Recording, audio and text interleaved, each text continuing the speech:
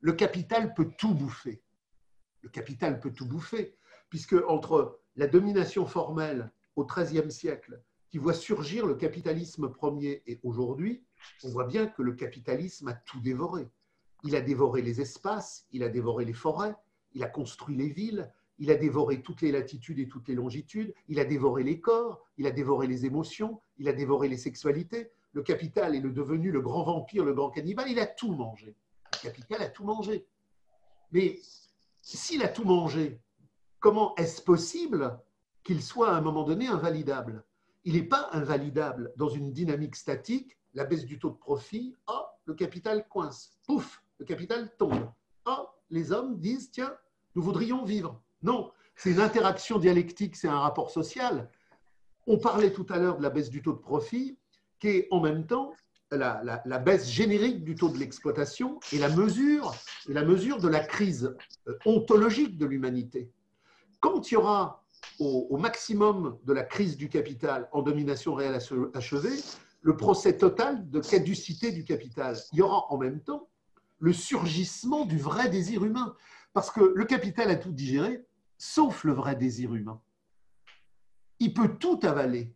Il nous écrase dans la quantification, dans le narcissisme, dans la marchandisation, dans le spectacle de la représentation. Mais il y a une chose qu'il ne peut pas digérer. Un jour, dans la rue, un homme, avec ses yeux, regarde une femme et il sent dans ses yeux briller une lumière d'éternité. Ça, le capital ne peut pas le digérer. Le capital ne peut pas le digérer.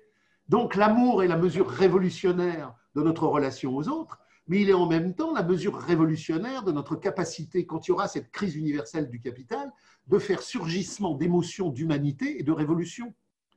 Le capital a chosifié les relations humaines. Il a créé une sexualité absolument bétonnée dans l'échangisme marchand le plus pourri. Mais même dans cet échangisme-là qui est obligatoire, même dans la pornographie la plus lamentable, même dans la reptation la plus mortuaire, il y a des hommes et des femmes dont les yeux brillent d'un désir et d'une émotion infinie. Il ne peut pas manger ça.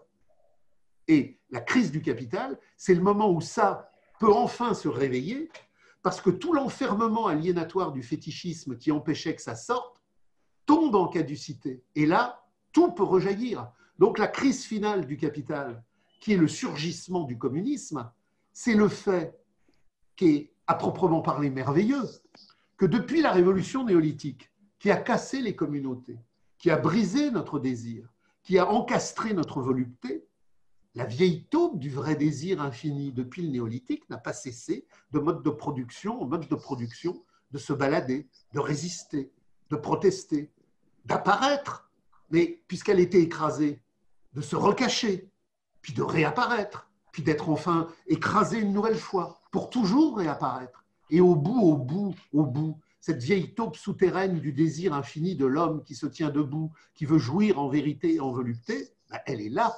Et au fin fond des tréfonds de la crise terminale du capital, c'est l'homme émancipé de la Gemeinwesen qui aura le dernier mot, qui aura la dernière pulsion de radicalité et la dernière force d'histoire, puisque c'est lui qui surgira et qui dira, tu vois, ben le capital a perdu.